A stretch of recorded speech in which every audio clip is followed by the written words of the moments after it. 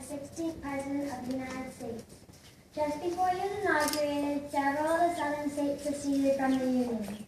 They formed their own country called the Confederate States of America. The northern states were angry and felt that the South had no right to leave the Union.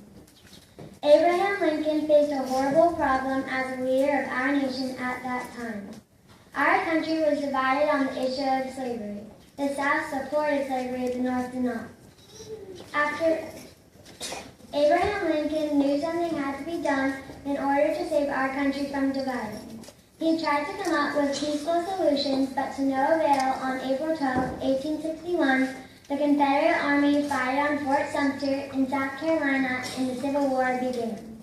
In the summer of 1863, Confederate General Robert E. Lee and the Southern Army invaded the North.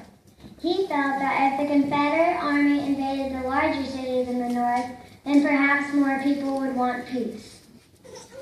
Afraid that the Confederate soldiers would attack Washington, D.C., the Union took position and protected the capital from the Southern invaders.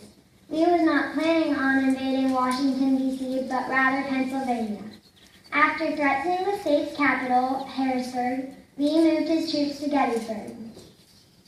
Early on the morning, July 1, 1863, the Confederate Infantry Brigade caught the Union advancing to a small country town known as Gettysburg. The Union opened fire and the Battle of Gettysburg began. This battle lasted for 4 long, bloody days.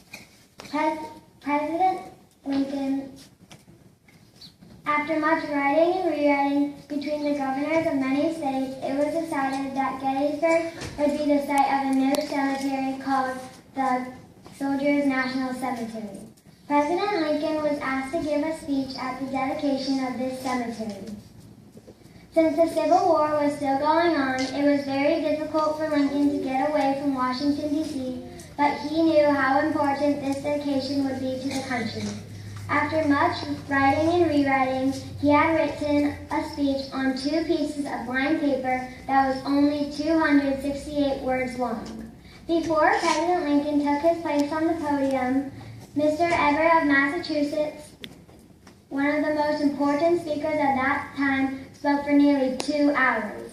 President Lincoln gave his 268-word speech in 2 minutes.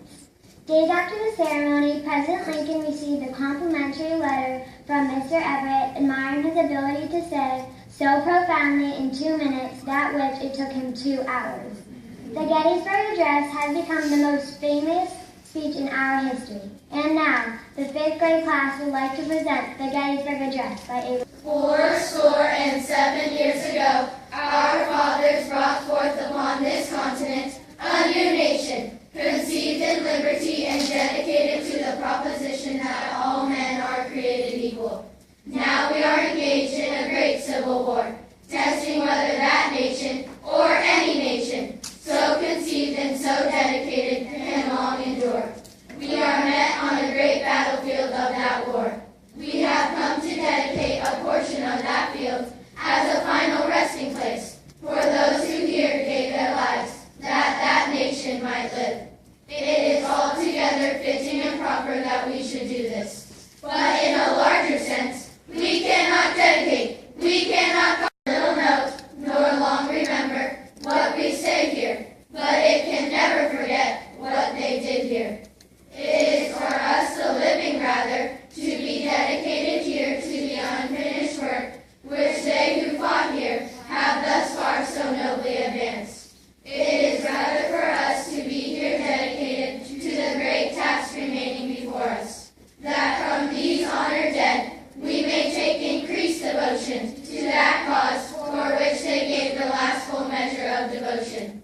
That we here had a resolve that these dead shall not have died in vain, and this nation, under God, shall have a new birth of freedom, and that government of the people, by the people, and for the people, shall not perish from the earth.